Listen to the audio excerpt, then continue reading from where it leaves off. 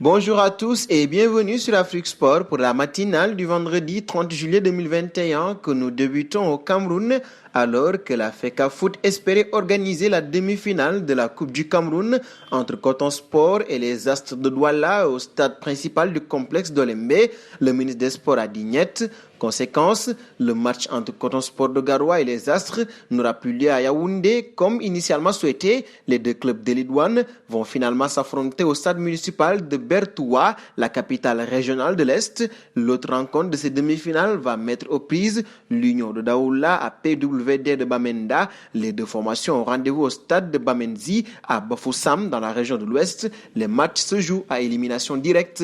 Et nous passons au dossier Boulaïdja, transféré du stade rémois à Villarreal cet été dans le cadre d'un transfert estimé à 15 millions d'euros. Boulaïdja aurait pu rester en Ligue 1. Auteur de 14 buts en championnat la saison dernière, l'attaquant sénégalais de 24 ans avait en effet d'abord été proposé à l'Olympique lyonnais et à Nice, mais les Gones n'ont pas donné suite, tandis qu'un mauvais timing a fait avorter sa signature sur la Côte d'Azur en raison de la nomination tardive de Christophe Galtier au poste d'entraîneur, et Boulaïdja a donc finalement rejoint le récent vainqueur de la Ligue Europa. Nous faisons un saut auprès de Mamadou Niang, très actif durant ce mercato. L'Olympique de Marseille n'a pas encore terminé ses emplettes. Dans ce cadre, le site spécialisé Le Phocéen a lancé une consultation auprès des supporters pour permettre à chacun de voter pour la recrue qui représenterait la meilleure affaire possible pour l'OM. L'ancien buteur maison, Mamadou Niang, s'est plié au jeu. Zinedine Ferrat, excellent joueur, bientôt à l'OM, j'espère. En tout cas, c'est mon choix numéro 1,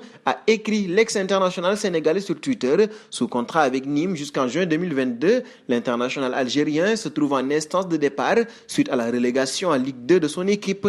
Et nous restons autour de Marseille. Ça va aller pour Steve Mananda, l'emblématique portier marseillais qui a ressenti une gêne au genou en amical face à l'AS Saint-Etienne et qui a quitté ses coéquipiers prématurément. Va bien. Si le staff marseillais a avoué qu'il s'agissait d'une simple mesure de précaution, la province rapporte aujourd'hui que Steve Mananda a passé une IRM tout de même et que celle-ci n'a rien révélé d'important. Le journal provincial ajoute même que le gardien sera présent pour la réception de Villarreal. Ce sera demain. Et nous filons auprès d'Eriksen. Suite à son grave incident cardiaque il y a 1 mois et demi lors de l'Euro 2020 avec le Danemark, Eriksen se rendra à Milan la semaine prochaine. D'après les informations de Sky Sport, le meneur de jeu de l'Inter va effectuer de nouveaux examens médicaux afin de savoir s'il pourra continuer de mener sa carrière ou non. Même en cas de résultat positif, le numéro 10 danois ne pourra pas rejouer avant 6 mois, précise le média.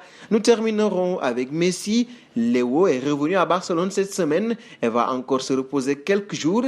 En attendant, le FC Barcelone cherche la solution pour valider sa prolongation pour 5 saisons. Selon l'équipe, la dette du Barça serait en effet colossale. 1,2 milliard d'euros, un énorme trou dans les finances du club qui doit absolument alléger sa masse salariale de 187 millions d'euros pour entrer dans les exigences de la Liga espagnole. Cela passera par des ventes, mais pas que. Lionel Messi a accepté de baisser son salaire de 50% et les autres joueurs de l'effectif doivent aussi accepter une baisse de leurs émoluments. Nous arrivons au terme de cette matinale du vendredi que nous fermons avec la question du jour.